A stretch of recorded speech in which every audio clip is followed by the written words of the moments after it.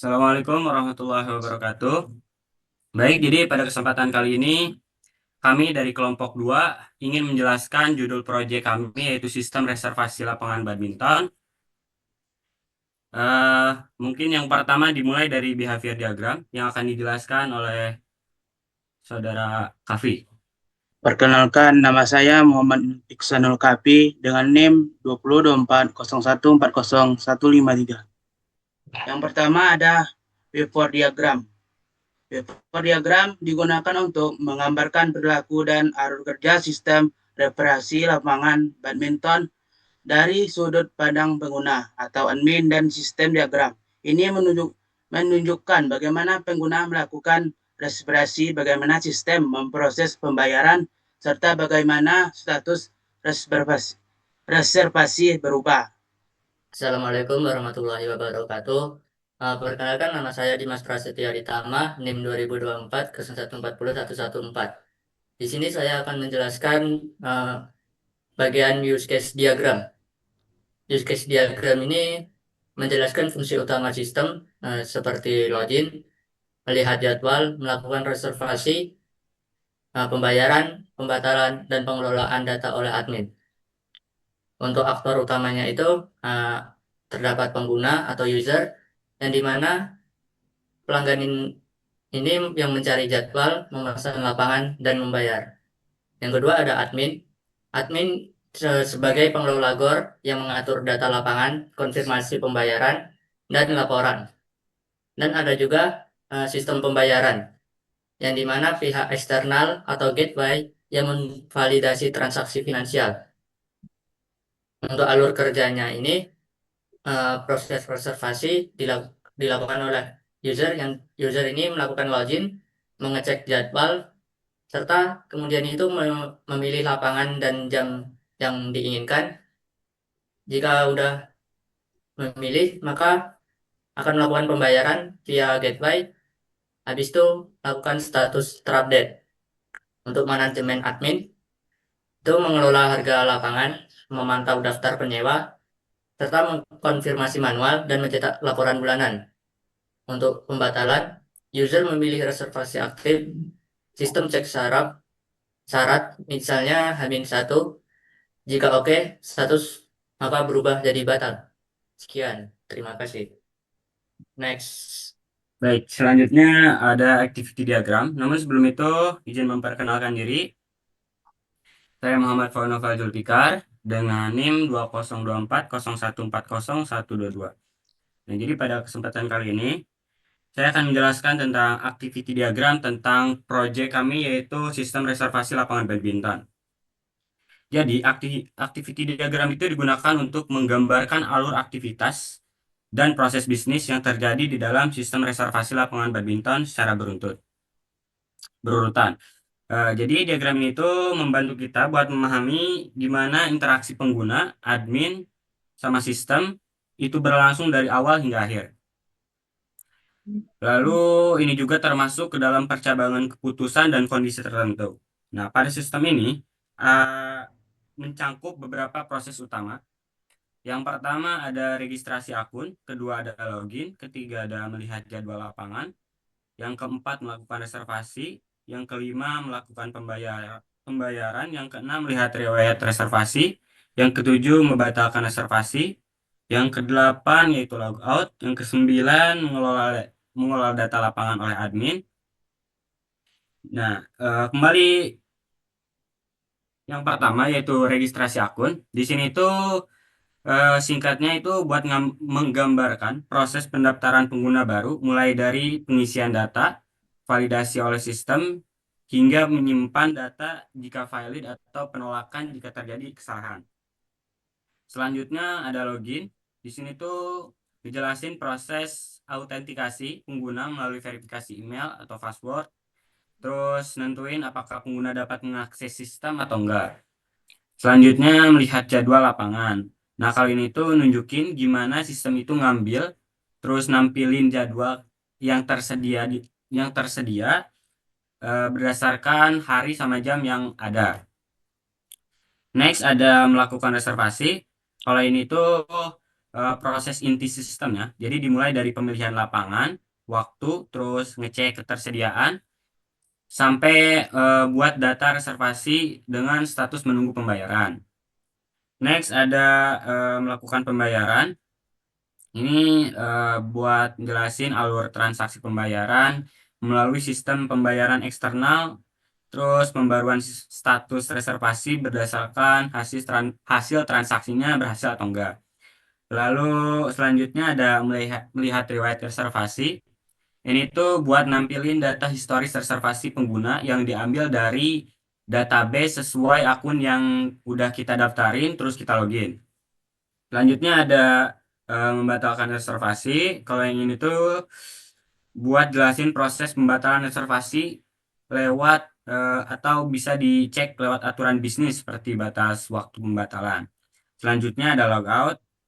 Ini tuh kayak semacam proses pengakhiran sesi pengguna untuk menjaga keamanan sistem. Selanjutnya ada mengelola data lapangan. Ini gambarin aktivitas admin dalam mengelola data melalui proses tambah, ubah, sama hapus data.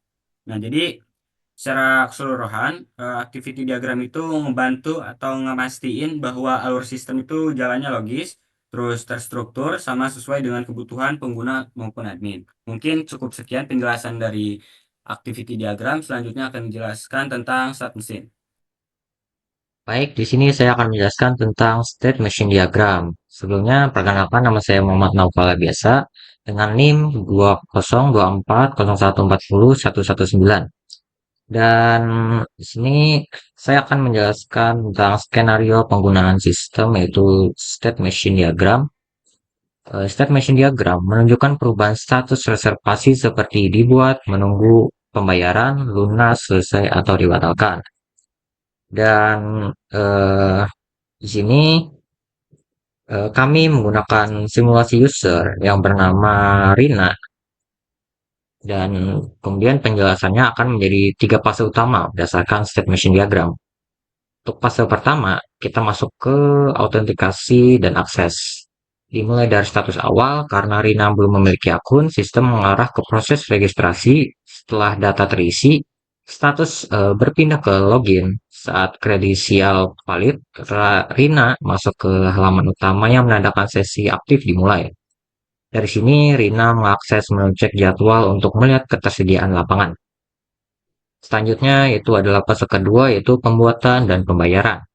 Saat Rina memilih lapangan, objek pemesanan dibuat. Setelah detail diisi, status berubah menjadi menunggu pembayaran. Di sini, sistem memblokir lapangan sementara dan menetapkan timer. Ketika Rina mengunggah bukti transfer, status berubah menjadi menunggu konfirmasi admin untuk verifikasi manual. Dan selanjutnya, fase ketiga, itu adalah skenario sukses, penyelesaian skenario sukses. Jika admin memvalidasi pembayaran, status menjadi pemesanan diterima. Lapangan resmi terbooking, status ini bertahan hingga tanggal main selesai. Lalu otomatis berubah menjadi pemesanan selesai. Rina bisa melihat ini di riwayat pemesanan sebelum akhirnya logout. Dan yang terakhir itu kami juga merancang skenario alternatif atau kegagalan. Pertama, jika admin menolak bukti bayar, status menjadi pembayaran ditolak, Rina bisa memilih unggah ulang bukti atau batalkan pesanan. Kedua, sistem menangani pembatalan otomatis jika batas waktu pembayaran habis atau jika Rina membatalkan pesanan secara manual sebelum hari H, semua status ini akan tercatat sebagai pemesanan dibatalkan. Demikian alur lengkap penggunaan sistem mulai dari registrasi hingga penyelesaian pesanan, yaitu state machine diagram. Selanjutnya akan dibacakan oleh teman saya. Terima kasih. Selanjutnya, sequence diagram. Sebelumnya perkenalkan, nama saya Muhammad Dini Farli Halim dengan NIM 20240140143143. Sequence ini urutan komunikasi antara pengguna, sistem, reservasi, dan pembayaran.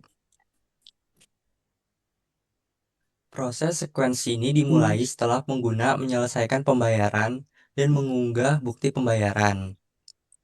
Pada tahap ini, status pemesanan belum langsung diterima, melainkan berada pada kondisi menunggu konfirmasi admin. Admin kemudian mengakses halaman verifikasi pembayaran. Sistem akan menampilkan daftar pesanan yang masih menunggu dikonfirmasi, yang datanya diambil langsung dari database. Dari daftar tersebut, admin dapat memilih salah satu pemesanan untuk dilakukan pengecekan lebih lanjut. Setelah pemesanan dipilih, sistem menampilkan bukti pembayaran yang telah diunggah oleh pengguna. Pada tahap ini, admin melakukan verifikasi secara manual, seperti mencocokkan nominal pembayaran, waktu transaksi, serta kejelasan bukti pembayaran. Berdasarkan hasil verifikasi tersebut, admin akan mengambil keputusan apakah pembayaran dapat diterima atau harus ditolak. Apabila pembayaran dinyatakan valid, admin menekan tombol konfirmasi pembayaran. Sistem kemudian memperbaharui status pemesanan menjadi diterima dan menyimpan perubahan tersebut ke dalam database. Setelah status bersifat final, data transaksi akan dicatat ke dalam sistem keuangan sebagai bagian dari proses pencatatan untuk laporan keuangan bulanan. Selanjutnya, sistem mengirimkan notifikasi kepada pengguna bahwa pembayaran telah berhasil diverifikasi dan pemesanan telah dikonfirmasi. Sebaliknya, jika pembayaran tidak valid, admin dapat menolak pembayaran dengan memberikan alasan penolakan. Sistem akan mengubah status pemesanan menjadi pembayaran ditolak dan menyimpannya ke database. Setelah itu, notifikasi penolakan beserta alasannya akan dikirimkan kepada pengguna. Untuk materi selanjutnya akan dibacakan oleh teman saya. Perkenalkan, nama saya Narendra Nabil Putra Wardana dengan NIM 20240 149. Oke, selanjutnya communication diagram, yaitu hubungan komunikasi antar objek. Communication diagram ini merupakan salah satu jenis diagram interaksi dalam UML yang menggambarkan hubungan antar objek dan aliran pesan di antara mereka. Berbeda dengan sekuens diagram yang menekankan pada urutan waktu kejadian, communication diagram lebih berfokus pada struktur organisasi dan hubungan antar objek yang berinteraksi. Di sini ada yang pertama adalah skenario utama, yaitu melakukan reservasi dan pembayaran. Diagram ini menggambarkan interaksi struktural antara elemen-elemen sistem saat pengguna melakukan proses reservasi lapangan hingga pembayaran selesai. Berbeda dengan sekuens diagram yang menekankan urutan waktu. Sementara elemen dan objek yang terlibat ada aktor, boundary, kontrol, entity, dan aktor eksternal. Selanjutnya ada alur pesan, kemudian selanjutnya adalah skenario admin yang tugasnya mengelola data lapangan. Skenario ini menggambarkan bagaimana admin berinteraksi dengan sistem untuk menambah atau memperbarui informasi lapangan, seperti harga sewa atau ketersediaan fisik lapangan yang akan tersimpan dalam basis data, yang mana di dalamnya ada elemen dan objek yang terlibat, yaitu admin, UI, kontrol atau lapangan controller. Selanjutnya ada entitas. Selanjutnya ada alur pesan, dan kemudian selanjutnya itu yaitu skenario autentikasi, login pengguna dan admin. Skenario ini bersifat universal, digunakan baik oleh pengguna maupun admin untuk memvalidasi identitas mereka sebelum mendapatkan hak akses ke dalam sistem. Elemen dan objek yang terlibat ada aktor, UI atau halaman login, kontrol, out controller yang menangani keamanan, verifikasi password. Kemudian ada entity, yaitu objek yang menyimpan informasi akun pengguna yang terdaftar. Kemudian juga ada alur pesannya. Materi selanjutnya akan dijelaskan oleh teman saya. Oke, Di sini ada timing diagram dibaca oleh saya, Zakon Putra Wicaksono, dengan NIM 2024-0140-131. Jadi, timing diagram untuk sistem reservasi badminton adalah alat visual yang menggambarkan perilaku sistem sepanjang garis waktu. Diagram ini menunjukkan kapan setiap event terjadi, berapa lama setiap proses berlangsung, dan urutan waktu dari seluruh alur bisnis. Jadi, kenapa timing diagram ini penting? Yang pertama, user experience yang konsisten. Dalam sistem reservasi, waktu ada segalanya. Jika sistem lambat 30 detik saja, slot prime time bisa diambil orang lain, pelanggan bisa frustasi dan cancel, revenue potensial hilang. Yang kedua, business rules terkait waktu. Sistem reservasi memiliki banyak aturan waktu, yaitu batas pembayaran 15 menit setelah booking, batas pembatalan 24 jam sebelum main, waktu check-in maksimal 30 menit terlambat, grace period 5 menit sebelum dianggap no-show. Yang ketiga, resort optimization. Lapangan badminton ada aset fisik yang hanya bisa dipakai satu grup per waktu, butuh waktu bersih-bersih antar sesi, ada jadwal maintenance rutin, harus dimanfaatkan maksimal untuk profit. Komponen utama timing diagram reservasi itu ada pertama timeline atau garis waktu, garis horizontal yang menunjukkan alur waktu. Biasanya dari kiri ke kanan setiap titik di timeline mewakili momen spesifik dalam alur reservasi. Yang kedua aktor, pelaku, setiap entitas yang terlibat dalam proses itu ada pelanggan, aplikasi mobil atau web, back-end server, database, payment gateway, notification service, admin system. Yang ketiga selanjutnya ada status, kondisi sistem pada waktu tertentu, idle, processing, waiting for response, nunggu feedback eksternal, complete, proses selesai, error, terjadi kesalahan. Yang keempat, event atau peristiwa. Titik-titik di timeline yang memicu perubahan, ada user clicks, aksi dari pengguna, sistem trigger, event otomatis sistem, external response, balasan dari pihak eksternal, time-based event, event yang terjadwal. Yang selanjutnya ada durasi, seberapa lama proses berlangsung, respon time, waktu sistem merespon, processing time, waktu pemrosesan data, sama waktu menunggu respon eksternal atau wait time. Uh, Alur waktu standar reservasi badminton itu fase pertama pre-booking 0-2 menit. Biasanya di fase 2 pembayaran 30-5 menit. Fase 3 konfirmasi 5-10 menit setelah booking. Yang keempat pre-event 24 jam sampai 30 menit sebelum.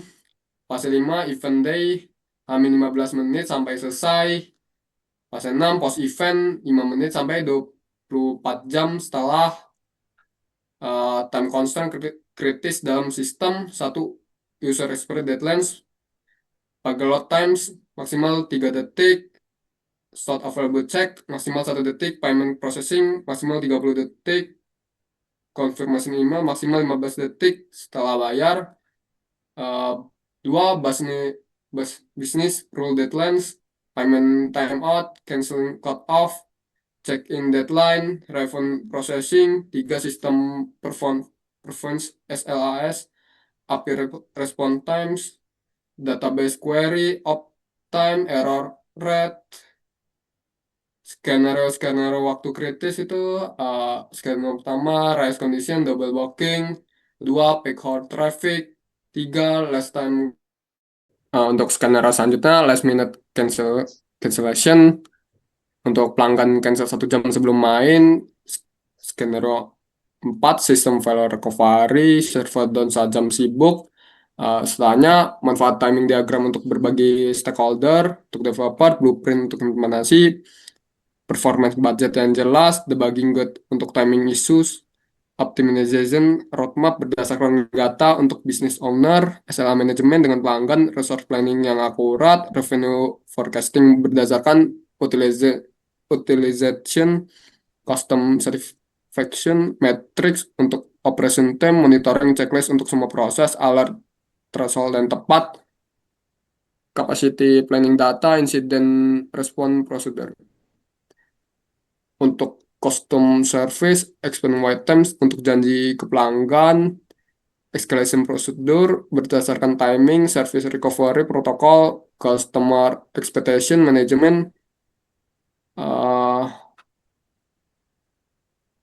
best practice implementasi 1 set realistis time target berdasarkan data histori, pertimbangan network latensi, setakan buffer untuk unexpected delays, tes dengan kondisi real world, monitor continuously, real-time dashboard, automated alerts untuk breakers, regular performance review, user feedback collection, 3 days design for failure, graceful degradation, fallback mechanism, retry logic dengan exponential back off, circulate breaker patterns,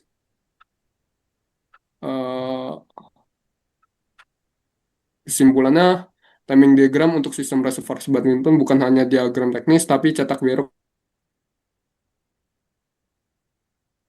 yang cepat dan reliable, efisiensi operasional, resource yang termanfaatkan optimal, 3 revenue maximization, lapangan yang selalu terisi, 4 scalability bisnis, sistem yang bisa tumbuh dengan demand. Dengan timing diagram yang baik, setiap detik dalam siklus reservasi terukur, terprediksi, dan teroptimasi untuk memberikan pengalaman terbaik bagi pelanggan sekaligus profitabilitas maksimal bagi bisnis. Saya Muhammad Alfa Ghani, NIM saya 115.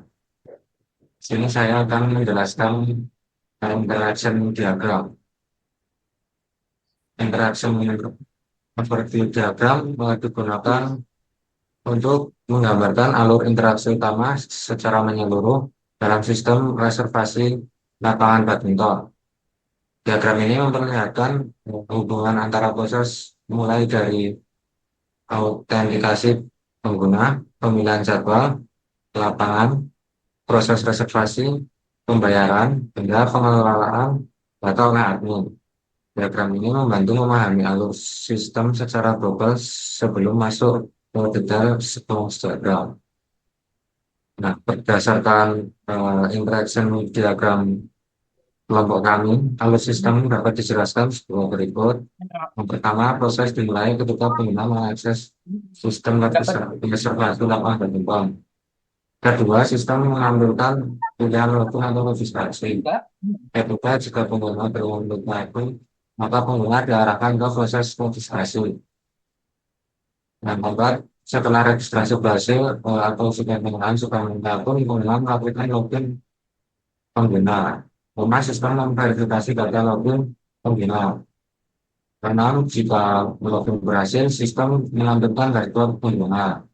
Ketujuh, pengguna memilih menu lihat jadwal lapangan.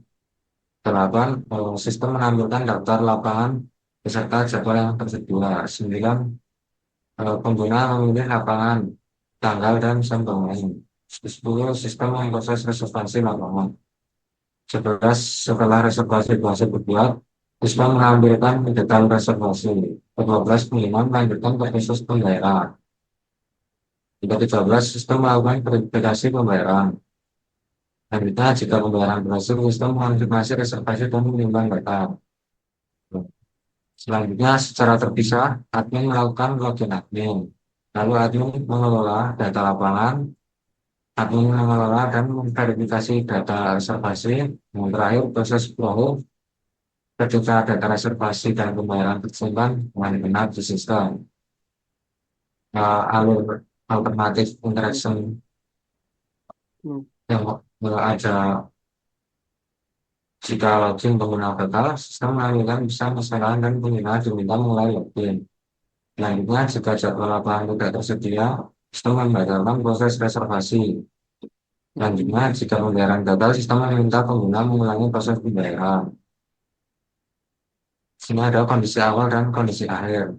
Nah, kondisi awalnya itu pengguna atau admin belum terautentikasi dalam sistem. Nah, kondisi akhir, reservasi lapangan berhasil dikonfirmasi dan data tersimpan di sistem. Mungkin cukup sekian penjelasan dari judul proyek kami, yaitu sistem reservasi lapangan badminton. Yang tadi penjelasan tentang behavior diagram. Yang pertama mungkin tadi ada use case diagram, ada activity diagram, state machine, interaction diagram, sequence diagram, communication, timing, dan mungkin cukup sekian. Mohon maaf bila memang banyak kekurangan. Assalamualaikum warahmatullahi wabarakatuh.